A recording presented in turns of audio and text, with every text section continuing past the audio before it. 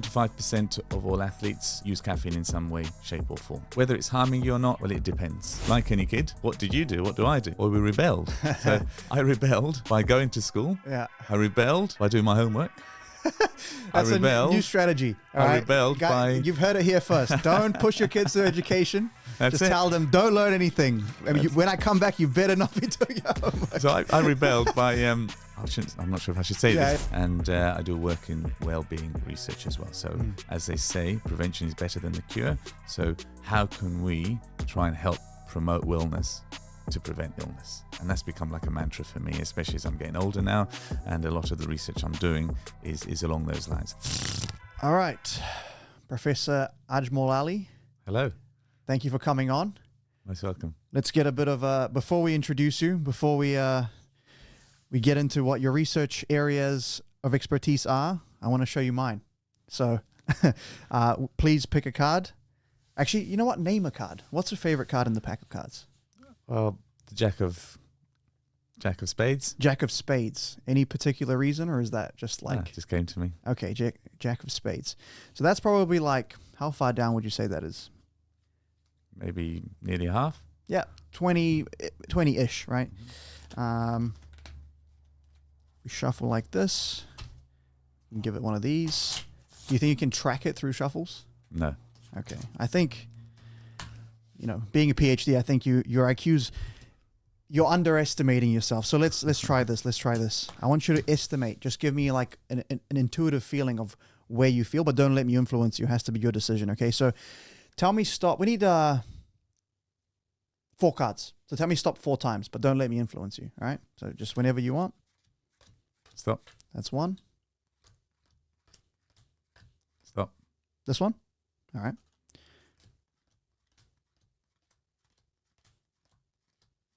Stop. I just put this one down. Do you want this one? This one? Do you want to keep going? The one down. You're not going to wake up tomorrow and say, I wish I keep going? That one. All right. It's your life. All right. Last one. Stop. This one? Yeah. You sure? Yeah. Okay. Now, obviously, if you had stopped anywhere else, the outcome would have been completely different, all different. Okay. Can you still see this in the frame, Amy? Yeah. All right. With your left index finger, touch the back of a card for me, please. Okay. Hold it there. With your right hand, you can cross if you want. Touch another one. Cool. So keep holding on the 2 cards. So So if you went for any of these, that would have been a different outcome. I want you, out of the ones that you're holding, pick one up and place it in my hand. Face down. Nice. Yep. All right. So look, let's just recap. If you went for this one, that would have been 3.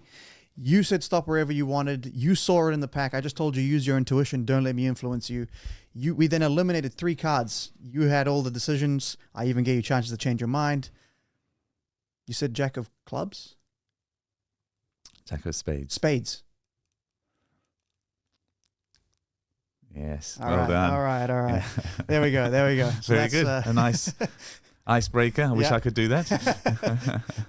All right. So tell me a bit about yourself. How you came to New Zealand, what you started, what your study areas were and stuff like that. Great. Thank you, Ed. Like yourself, I'm not of New Zealand. And you probably haven't guessed from my accent that I was actually born in Bangladesh. And at a young age, it was about 5.5, I moved to the UK and grew up there in a small town in Hertfordshire, just north of London. And I grew up there. Parents, my siblings, quite a large family. And when I was a bit older, I went to university at Loughborough University, just maybe an hour and a half north of London. It's the world's top sports science university, and I had a great time there. I had a lovely time. I did my degree, I did my master's, and then I did my PhD. And I thought, well, I love to travel, and where better to start traveling than the other end of the world? And so I thought I'd take a big leap of faith and join the masses of people who start their OE in New Zealand and work their way around the world. I'm armed with my PhD, and I thought, I can do a bit of work, I can do a bit of travel, but not knowing a single person in the Southern Hemisphere, I thought I'd take that leap of faith. I came here, and I've never left. That was 22 years ago, just about now, and I've had a wonderful time here. I've met some wonderful people. I've got my children. I've got some business opportunities, and my research has flourished as well. So it's been a wonderful adventure for me. I haven't got rid of that travel bug yet, Ed, because as part of my work and as part of other things I do, I still have managed to travel a lot, which has been very, very rewarding for myself. But at the same time, I always like coming back home here to New Zealand. This is where home is now, and this is where I've lived most of my life. Now, what made you get into sports? Like, what was the drive there? Because I'm curious, because like for me, I know my interest is from my own, endeavors in martial arts and stuff like that, and like performance. But before I did martial arts, I basically had no interest in sport at all. So it's just like thinking back to me when I was finished high school, and like some of the guys I knew that went into sports science, I was like, it's interesting. Like, it's just an interesting, I just never clicked with it until I started my own, like journey in martial arts and stuff. So what made you like decide that was the thing you wanted to do? I've always liked movement. I've always liked playing games. I've liked to compete with others. I was telling my kids the other day that at primary school, we used to climb up to the highest tree or climb up to the top of the climbing frames and jump off the highest. So that competition and that competitive drive has always driven me towards things. And sport has been a wonderful vehicle for that, whether it's on a team-based sport or whether it's an individual thing, doing the best for oneself against oneself. That's been a big driver. And as a result, I didn't really know what I wanted to do, but I knew I wanted to do something along sport, and I thought, let's give it a go. But you'd be amazed to hear that my dad and my mum, they didn't actually want me to play sport. They were against it. They wanted to keep me in, not even doing schoolwork, dare I say, not even doing that. They wanted me to go in and become part of the culture from Bangladesh, so that I could, be in that little Bangladeshi bubble, if you like, in England. And so, like any kid, what did you do? And what did you do? What do I do? Well, we rebelled. So I rebelled by going to school. Yeah. I rebelled by doing my homework. That's a new strategy. I rebelled by... You've heard it here first. Don't push your kids to education. Just tell them, don't learn anything. When I come back, you better not be doing your homework. So I rebelled by... I'm not sure if I should say this, but I forged my dad's signature so I could join the football team. That's so funny. And I really found wonderful connections there through sport, through the coaches, through managers, and my fellow friends and so on, teammates. And that was the sort of thing that really drove me again. And again, if someone tells me you can't do something, I'll try and ask why not. And that's me as a scientist as well. So I've tried to bring all of those elements together, the curiosity, the competition, that rebellious nature, and bring them together into a career I love, which is as a sports science lecturer and an academic and a researcher. Nice. That's cool. So what are some of the areas you studied in that sort of regard, or even outside of that, I guess? Yeah, it's a great question. When I was doing my PhD in the UK, there was a lot of interest at that time in sports drinks and the efficacy of sports drinks and why they are good for you, what's in them that may actually help you perform, whether it's running-based activities, cycling-based activities, or team sport. And we were right at the forefront on the team sport type research in the UK there. And I worked with a company called SmithKline or GlaxoSmithKline Beecham, and they developed Lucozade Sport, which is the largest or the most known brand of sports drinks. And I did a lot of work in that space. Coming to New Zealand, I did some more work for Lucozade Sport and looking at some caffeine research in that space as well.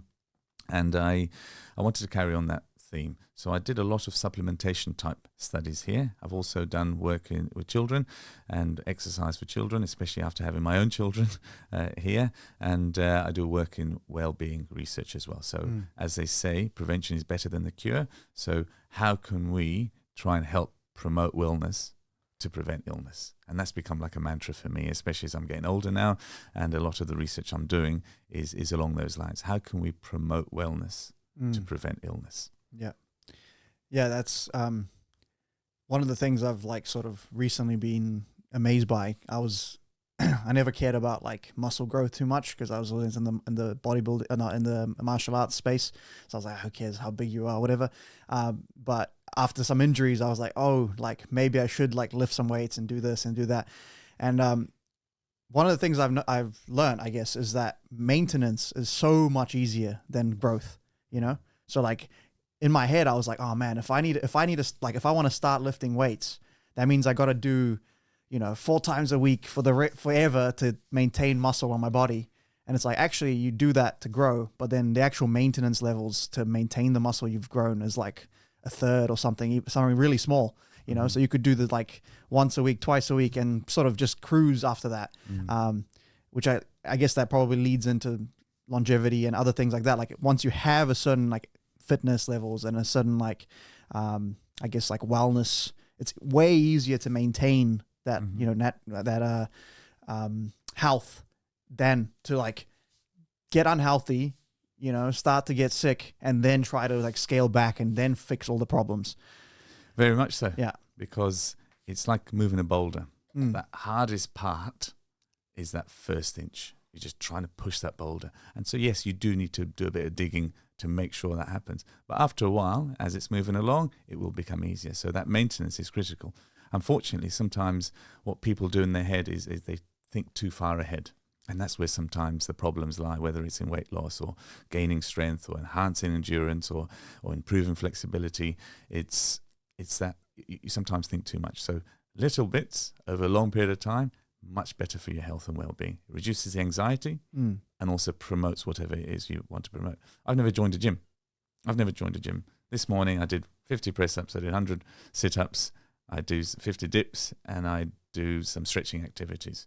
And I had my son jump on the back of me, and I did 20 squats at the same time. So it's little things that we can do over a long period of time that can help maintain health. And I'm not an elite athlete. Many people are. They have a slightly different outcome and goal. For me, it's just about maintaining, as you said, maintaining health, maintaining my muscle mass so that I can, in my older age, lift this glass up or put something up on the top shelf or open a jam jar. So that's the sort of thing that sometimes we forget. Yeah. They're little things that are very important. Or you take a fall as an older person, and because you have like that, 20% more muscle mass than you would have if you didn't do all these things, maybe you don't actually break your bone, like your bone density is just enough where you're like, I got bruised, but I didn't break my hip, Very good. Sounds like you've done a sports science degree as well. So they're all very related. And the falls risk is, there are two parts of your lifespan, where it becomes really critical. Under 5s and then into your older age. And both are problematic, and they're both falls-related injuries are very, very difficult to compensate for. So what I mean by that is you're most likely to be in hospital as a kid for falls-related issues because your bones are just not there yet, or your neuromuscular function isn't quite there yet. And as you get older, it starts to decline, a natural decline over age. And if you can arm yourself with these maintenance habits, with these good practices, with these little things that you can do over a longer period of time during the most part of your life, then it'll make you live much better. Not necessarily live longer, but much better while you live, and you'll age well as a result. So I obviously haven't done a sports science degree, but I am in the falling business. So, judo, Brazilian jiu-jitsu, aikido, all of these sports / martial arts, they're, in the martial arts world, we sort of talk down on Aikido and a couple of these older traditional martial arts that don't really engage in sparring or in these testing the abilities. They're just sort of like katas and movements. But I always say, if you're an old person and you go to an Aikido class, like that's pretty good because you're just going to fall. You're going to learn how to fall properly 100 times a class, take these really choreographed falls. But if you do that over and over and over, week after week after week, and then something happens, you slip, and you actually execute a nice break fall, like the chances you're going to get injured are pretty low, And even if you get hurt, you're not going to get a concussion. You're not going to, you're minimizing all the damage. And I think grappling arts in general are like really good for that, for maintaining that spatial awareness when you're in an uncontrolled midair. So that's sort of where I come from at it. Obviously the muscle mass and the density and all those things are like important. But for me, it's like, did you fall right? And there's been a couple times where I'm skating and I hit a pebble and I just get launched off the skateboard and boom, break fall, nothing happens. Get up, get back on. You know what I mean?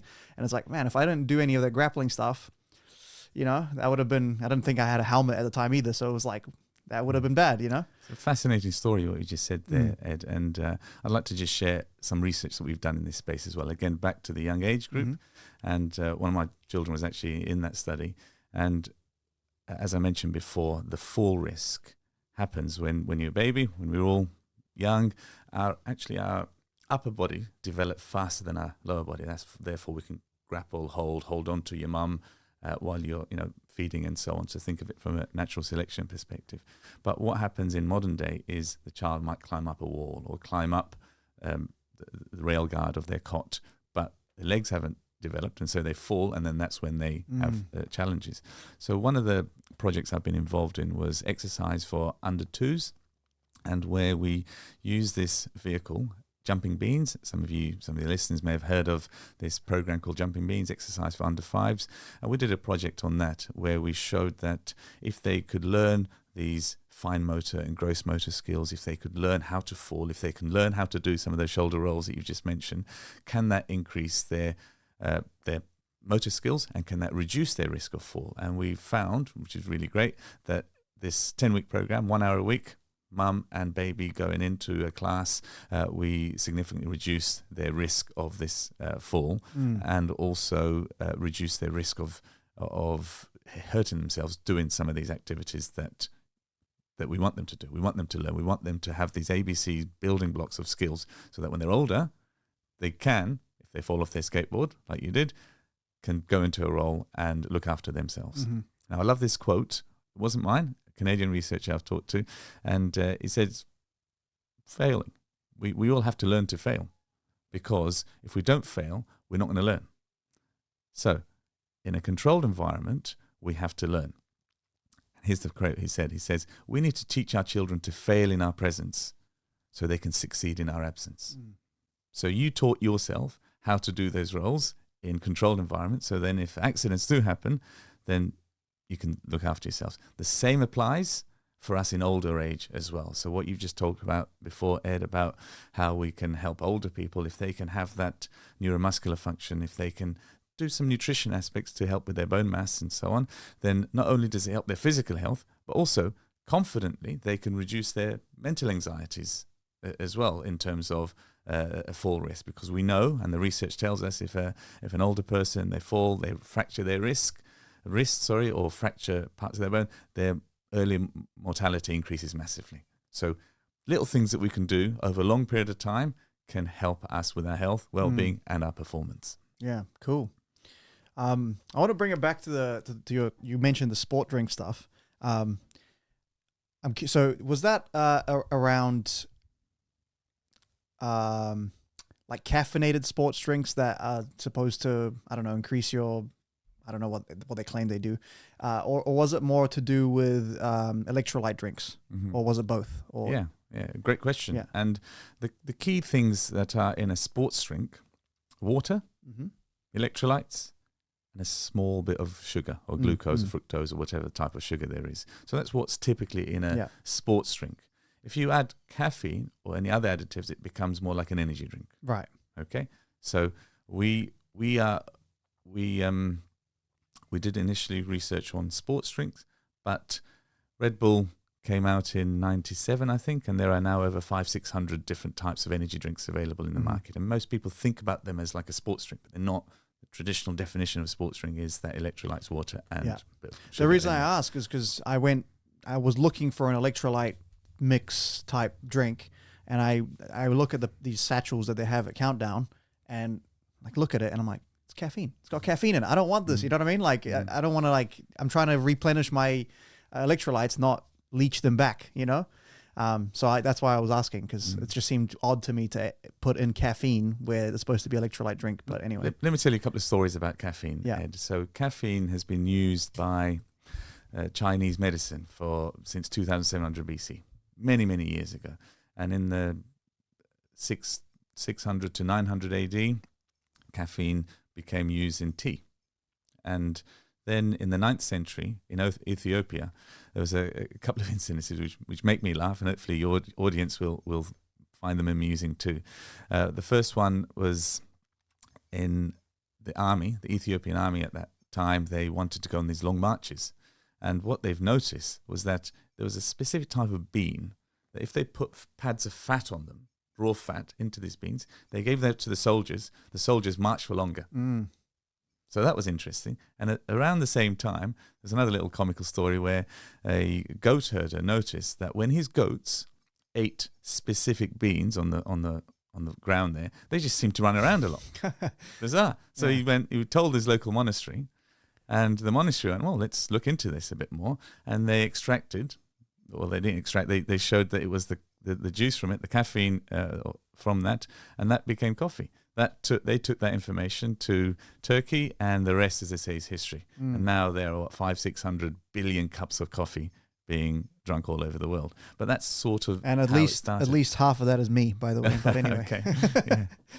Sorry. How many do you have? How many do you have? No, so I used to be a 6 cup a day type, and I was like, I started getting acid reflux, and I was like, okay, because I was having straight black coffee, no sugar, and I was like, okay, like this is clearly too much. So now I'm down to 2 flat whites type vibe, but it's pretty strong because they're not just plunger coffees. So but I'm not really taking my ADHD medication, which would be an even stronger stimulant. So I'm kind of I don't know, is it healthier? Is it not? I'm not sure. This is a good question for you. One, if I have ADHD, am I predisposed to self-medicate with caffeine, which I would assume so because it's a stimulant? And 2, how much harm am I, if any, am I harming myself or not? Great questions. And again, I'll try and answer that with a few different ways around it. Caffeine is a drug. It's the most commonly used drug in the world in terms of athletes. And I'd say you're an athlete here. 75% of all athletes-ish use caffeine in some way, shape or form. And that's quite a large set of data which shows that. So whether it's harming you or not, well, it depends. And unfortunately, like many scientists, we always say there's lots of caveats. It always depends. Part of that will be how much you've had before, because we know if you habituate to caffeine, then you'll need more to get the same sort of effects. Right. But if you have too much, you go into that toxicity world, and that's where it can give you harmful effects. You can adapt to it, but it can give you those side effects, which could be tremors, which could be sleeplessness related issues. It could be some other aspects of your metabolism that it's just not there. They're just too as you said about the stimulant, they're just too stimulating. Anxiety, which I assume would be cortisol levels are really high. It could be all sorts of different things, and it's all individual. It's the other aspects of caffeine that everyone has individual effects. There is also a genetic explanation towards that. Some people are high metabolizers of caffeine. It comes into their system, their liver produces this enzyme, and it clears out of the system relatively quickly. Others are sort of moderate level metabolizers, someone like myself, and then there are also some very ultra slow metabolizers, and they're the ones who should really very, very mindful of their caffeine intake, because it can lead to cardiac complications. It's related to the genes that also dictate blood pressure anomalies as well. That sounds like my mom, to be honest. Yeah. Okay. She has the tiniest amount. She's very wired and stuff, so she hasn't had for years. But yeah, makes sense. So back to yourself with the ADHD, as you said, caffeine is a stimulant, and for ADHD, part of that is to manage those stimuli that we have. And for many ADHD people, they have low levels of dopamine. Now, dopamine is this reward hormone, one of the happy hormones, reward hormone. It also helps control mood and behavior as well. And for ADHD people, it can be quite low. So caffeine can be used as a way to help increase that. Okay? And but too much, like anything, it can cause complications down in the wrong way. What caffeine does is, from an exercise perspective, initially people thought that when we have caffeine, we reduce our reliance on carbohydrate, and we lipolyze more, so we break down more fat. And that fat allows you to have the energy to then exercise longer. But more recent research suggests that it's because of caffeine's effect on the receptors that manage dopamine release into the brain. So it's like there's a neurotransmitter called adenosine, okay? And adenosine basically controls how much of other neurotransmitters get into the brain, into different parts of the body. And when in a natural cycle, adenosine controls, it sort of calms down how much dopamine gets released into the brain. However, what caffeine does, because it's similar shaped to adenosine, it blocks its effect, so more dopamine can go in. Okay, and so now we think that when we use caffeine as an ergogenic aid for performance, it's this dampening effect of adenosine, so that more dopamine can go in. It reduces the pain, it increases that reward, and it make me feel better and work. So it deals directly with the motivational aspect of pushing and harder. Pain relief, right. Both of those sorts of things. So coming back to the ADHD. So sorry, just so I understand. So we used to think that it's actually giving us like energy by taking carbs from the fat, or like taking fat from the body and burning it to right, like for ATP, I guess, right?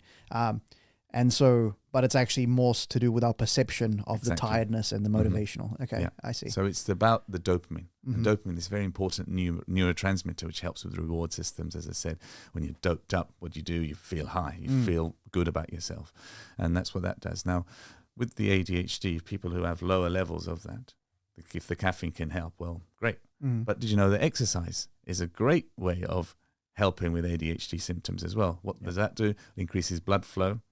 It helps with that dopamine release, and it helps with endorphin release. It helps with reducing anxiety levels as well. So all of those things together. So for you, as an athlete and as someone who's suffering from ADHD and someone who has some caffeine as well, the combination of those things can be actually quite beneficial for you. But it does come at a cost if you have too much of it, just like anything. Now, as far as athletic performance goes, how does it impact athletic performance in terms of, because, okay, so anecdotally, I just know that if I only train in the evenings because I like to hop up on coffee in the morning. And I know if I do like hard sessions after I have had my coffee, my cardio is way down. My recovery between rounds is way down. And it just like feel based. My understanding of it, or just like my intuitive understanding of it, is that my heart rate starts at a higher threshold. So it almost has less buffer. Like I ramp up to my max heart rate faster, and it goes down to not as low as it would without me being caffeinated. That's just my like intuitive understanding of trying it over and over years. And one time my dad will often do this where he's like, "You're competing? I'm jumping in," you know? And so he'll compete too. And I told him like, "Dude, don't drink coffee. Like have a sip maybe so you don't get a headache or whatever. But like before the comp, like the comp's in, 1 p.m., whatever it is, do the matches. And then after just, go grab a coffee. It'll be fine." Didn't listen to me, right? Classic. And then, he had his usual, 2 cups. He's also ADHD, so classic stuff. And first match, gassed so bad. He was just like panting and breathing afterwards, and he did really well in his first match, but then in his later matches, he got too gassed out. And the next comp, he listened to me. He tried no coffee thing, and he was like, "Yeah, man, that really helped." So all that to say, that's my experience, but I'm curious what the science is. Everything we could be here for hours talking about and unpicking all of those things that you've just talked about. One of the first things I will say is any nutrition or pharmacological agent that you'd like to use for training, for competition, try it out in training.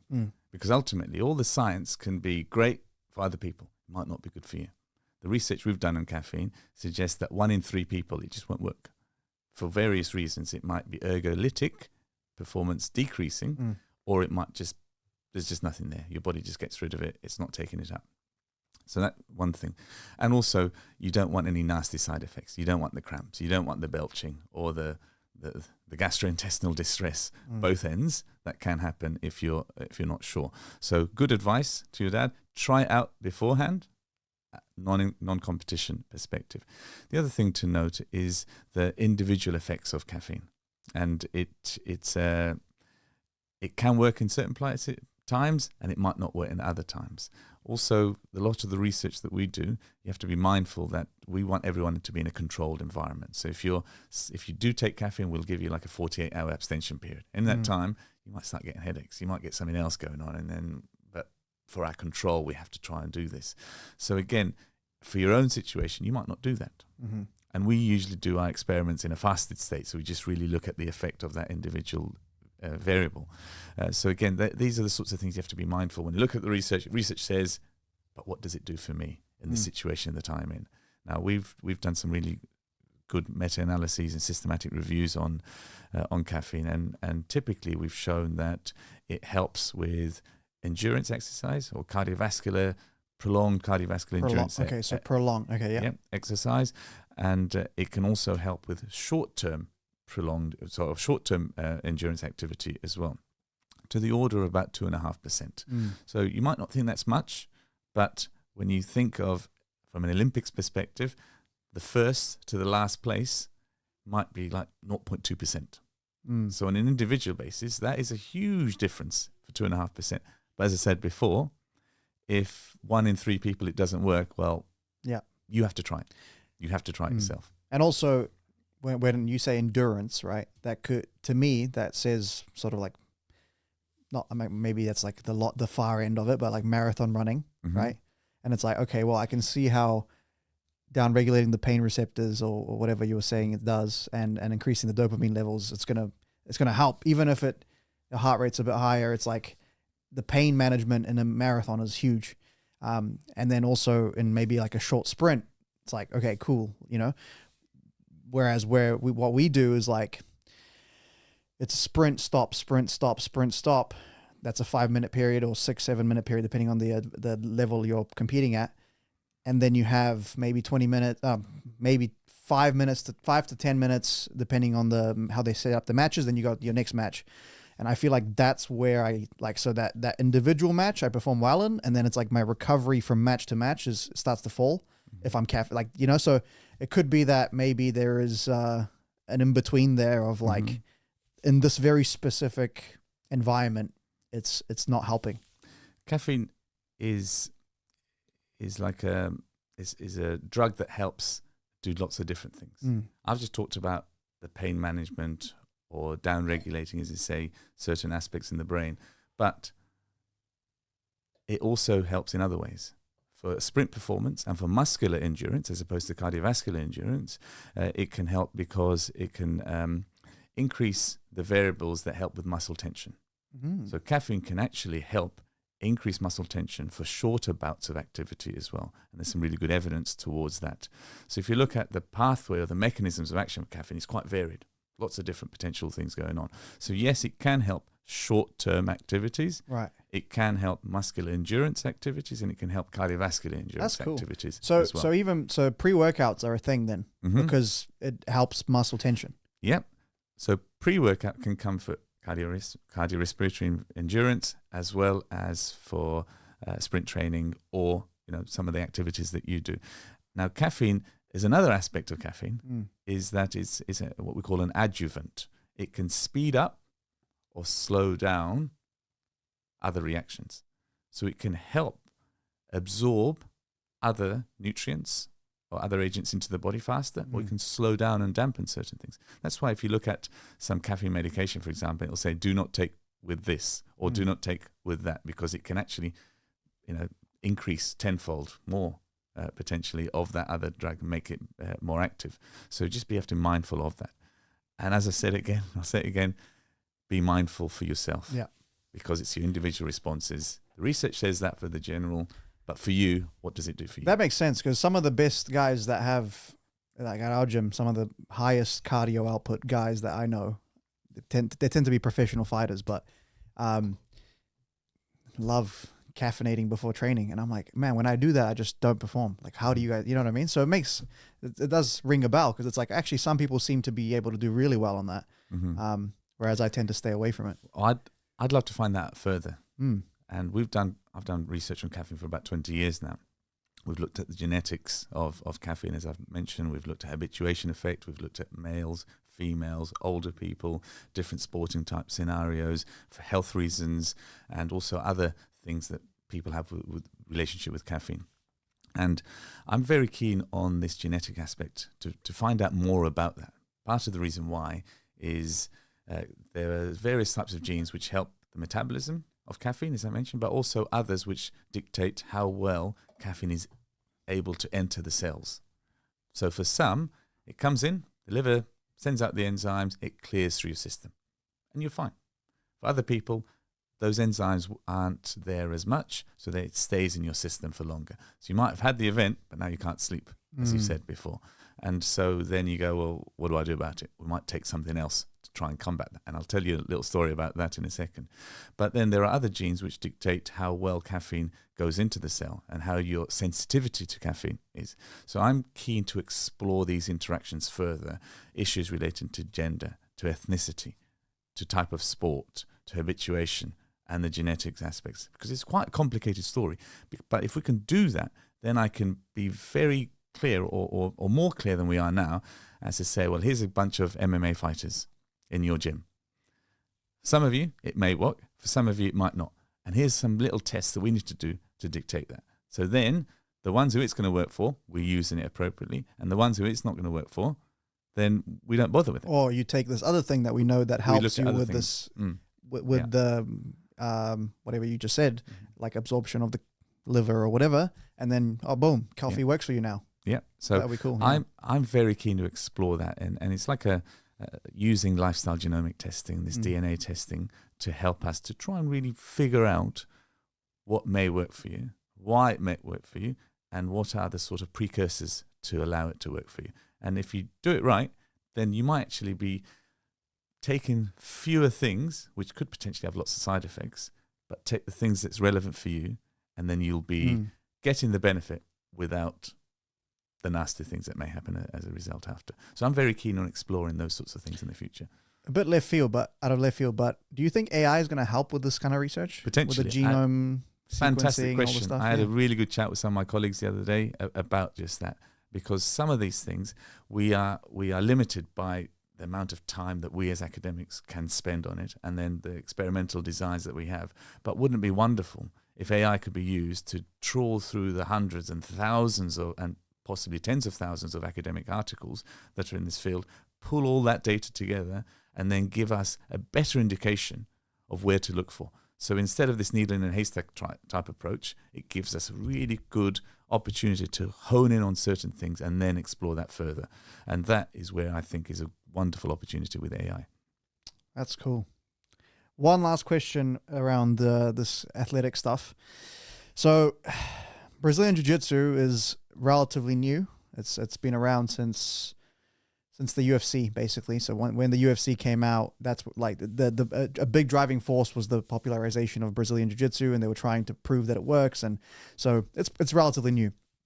And because of that, the popularity of certain people in the sport has kind of gone up, but the level of regulation has not, and the money involved, and it's still sort of at a grassroots level for the most part, especially in New Zealand and other places like that. There are some big tournaments now and stuff like that, but really small amount of testing, and if there is any at all. So some of them is basically like you're encouraged to take whatever the hell, throw the kitchen sink at it, and that's sort of the approach some people take. And so I feel like it's a very tempting thing, especially coming up now. Maybe you're an athlete that's been training, like I sort of started a bit too late to be considering that sort of pro athlete, world champion approach, like 17 is a little bit on the late stuff, but some guys, they were training since they're 5 now. We've gotten that into that level of professionalism. So, those kind of kids coming up, they're 18, 19, they're seeing all their like role models taking gear, taking steroids. What's the trade-off in terms of longevity there? Like, obviously, it depends on what they're taking. It depends on their dosages. It depends on their stack. It depends on how much they're abusing. Are they on cycle, off cycle? There's all these variables. I'm not saying that. But, to take from someone going from natural to now I'm an enhanced athlete, like, am I trading away life years, or like what am I looking at? Great question. And I'm sure many athletes growing up go through these sorts of challenges, and also parents and other friends and the family around these people have to grapple with these sorts, no pun intended, have to grapple with these things as well. So I can tell you initially about caffeine, for example. So caffeine does have lots of side effects. And for me, I have used it as an ergogenic aid. I remember once when I was doing my master's, I didn't quite finish it in time to get my thesis bound. And so I was furiously rushing away to get my work done. So I needed to use caffeine. I don't drink caffeine because it doesn't make me sleep. But for 3 days and 3 nights, I was working to finish off my thesis. No sleep, just drinking coffee, having these caffeine pills, not even eating. I was hallucinating. I was all over the place. If you have no tolerance too, that's probably like you went from 0 to 100. Unbelievable. But I got my thesis done, got it in time. It got me a scholarship to do my PhD. So in terms of ergogenic aid, it worked brilliantly for me. I didn't sleep for the next 3 weeks. My body went through all sorts of, I don't even know how to describe it. I felt so much pain because it gave me the high, great, but all the things that should have happened during my rest and digest period, rather than the fight or flight response, which I was in for 3 nights and 3 days there, it caused all sorts of things. Now, what's the long-term impact of that? I don't know. And if you're doing this regularly, what's the long-term impact on that? On various organs and various immune responses, or potentially on neural function, etc. I don't know. So that's the sort of thing that's really hard to research. So back to your question, these kids who may be wanting to take this sort of thing, we can't do studies on, you take this drug, you have a control group list. It's unethical for us to do that sort of thing. So we only see after the fact, this is what's happened. And unfortunately, after the fact, we see people who've used these drugs and it still hasn't managed to get their performance. They leave the sport, they go through depressive and really highly anxious situations. Endocrine system shut down, right? All of those things, stuff, yeah. And then there's the early mortality for some of these guys. And then later on you find out, seems apparently healthy, Olympic athlete, why are they dying so early? Well, who knows? Who knows what's happened in some of these guys? And so there's that side of it. The other thing there is it brings about these ethical and moral dilemmas in there. What should we do? If it's my body, it's my privilege, I want to do this.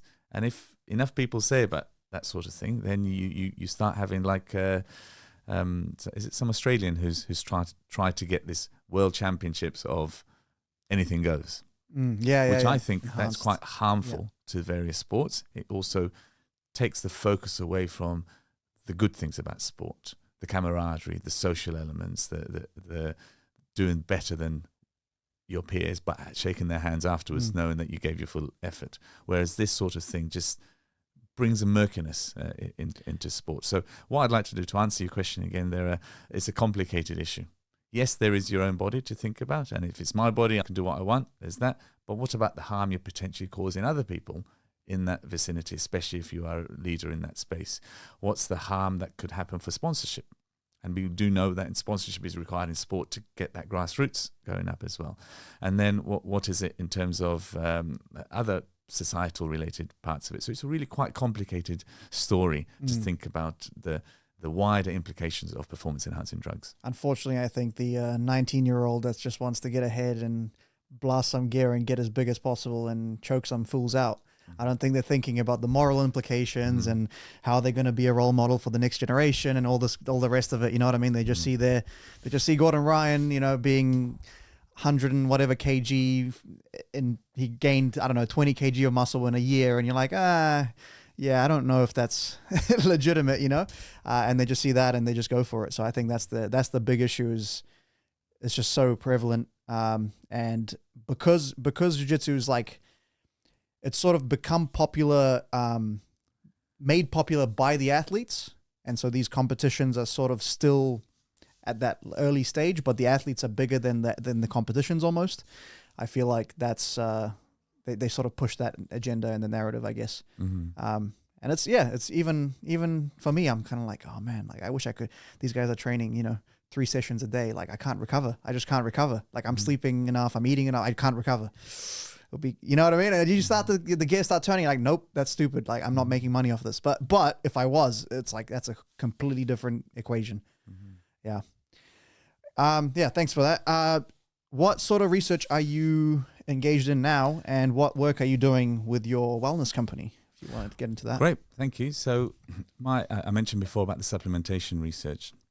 And as I'm getting a bit older, I'm doing less on the performance, but more on the wellness and health promoting activities. So we are looking at beetroot juice intake, on reducing the risk of diabetes, beet juice intake to reduce blood pressure and in different populations as well. So we've got some really exciting work in that space. We're looking at whey protein intake and exercise in helping people who've come back from stroke and recover from stroke. So that's nice project that we're working on now with some groups in Auckland.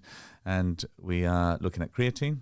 So creatine not just for performance, as it first came about in the athletic world, but now we're looking at how creatine can potentially help with cognitive function. I've been hearing a lot about this, actually. There seems to be a lot of research ongoing, like almost simultaneously, about this cognitive stuff. Yeah, that's fascinating. Yeah. I went on creatine for a little bit. I definitely, I got all the 3 kgs increase, all the good stuff. My like performance in the weight room was better. But I should do one again and try to see if I can sort of intuit the cognitive increases, because I don't remember it being a difference, but it's sort of like by the time you're loaded, it takes 4 weeks or something, 2 weeks, give or take. It seems like it's just such a slow process that you sort of forget what you used to feel like, or you used to, you know what I mean? So it's hard to intuitively like feel like, oh yeah, I'm actually like sharper or whatever. But that's interesting. I'm fascinated about that one. So we're other work that I'm doing right now, and I think I mentioned earlier that a lot of the work I'm doing is to promote wellness, to prevent illness. So what does that look like? Well, in Exercise for Kids, I'm leading a nationwide initiative from the Ministries of Health, Sport and Education, looking at how we can use physical activity and good nutrition practices to enhance well-being in students, primary school students across 40 or 45% of New Zealand schools. So I'm the lead researcher on that. It's brilliant. It's been really engaging project. It's a very complicated project. It's a very complex project, and there's so many facets to that, but I'm looking forward to sharing those results once we finish next year after this 6-year project. And other research I'm doing is in the well-being space. As I'm getting older, I'm also being more mindful of some of the challenges I'm having to face. And if I'm facing it, well, what can I do to help other people along the way? So we're doing various types of things. I talked about the supplementation thing, but it's also in other niche groups as well. So I'm working with a group from Stanford University in the US we've implemented this body project. It's an eating disorder prevention program here in New Zealand. So again, to help people reduce the risk of getting an eating disorder, because as we know, prevention is better than the cure and way, way more effective for everyone concerned. And we're going to use those ideas to help a weight loss program as well going forward. And then another project that we're working on is menopause project. So how we can help people go through the challenges and the rigors of menopause, and using an online coaching vehicle to do that. So that's been quite exciting project there. So a number of projects. It all comes down to, again, as I said, I love this word, promoting wellness to prevent illness. That's awesome. Now I see you have 2 packs of cards with 1% on them. Do you want to explain? Yeah, I'd love to. Thank you. I love running. Ed. I play football, but I also love running. And there was a time when I read somewhere that someone said that it's harder when it comes to health or performance. It's hard to change one thing by 100%. What's much better is to try and find 100 things that you can change by 1%. So what little things, that's been a theme of what I'm talking about today, what little things that you can do over a long period of time that can help your sustainable behavior change. That doesn't seem so hard. That seems easy for you to manage. That seems like you can embed it into your everyday practice without going, oh, I just can't do that. I just can't face it. It's just too hard. And then you don't do any of it. Okay.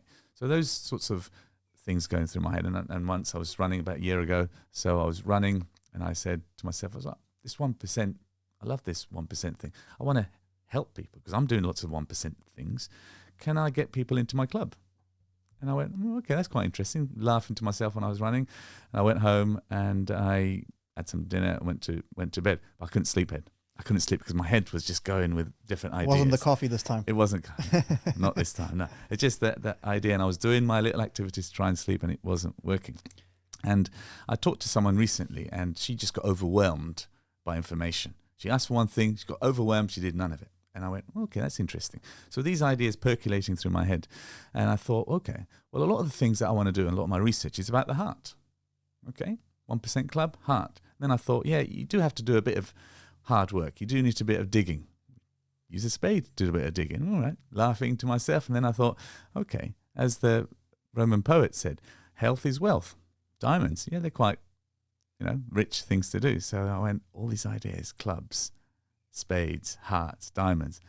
Well, wouldn't it be wonderful if we could send these messages into a deck of cards? And then what we could do is maybe send a message about what it is without overwhelming you. And then if I wanted more information, here's a QR code for it. So the 1% Club was born.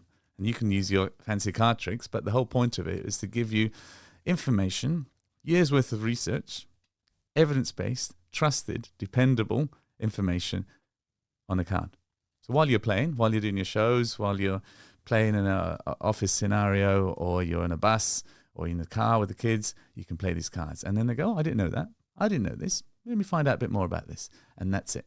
It's not so hard. It's easy to implement. And that's what the 1% Club is about. Promoting wellness to prevent illness 1% at a time. Awesome.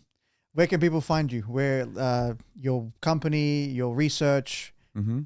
Well, search for me on LinkedIn, on Instagram. I've even got a TikTok account. And but Imago Wellness is our company. Imago Wellness Coaching is our company.